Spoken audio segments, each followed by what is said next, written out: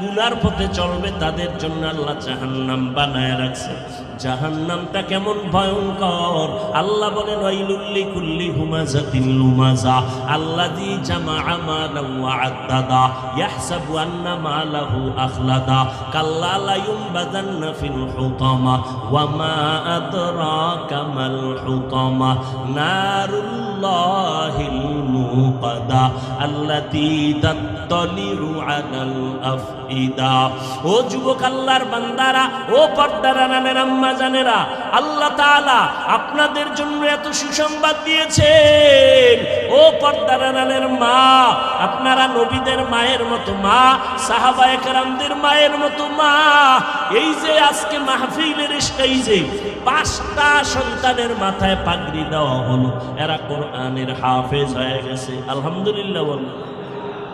এদের মা কত ধন্য, এদের বাবারা কত ধন্য।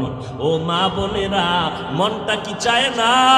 কত মানুষ বিয়া কইরা কাঁদে, সন্তান নাই, আর আল্লাহ আপনাদের সন্তান দান করলেন।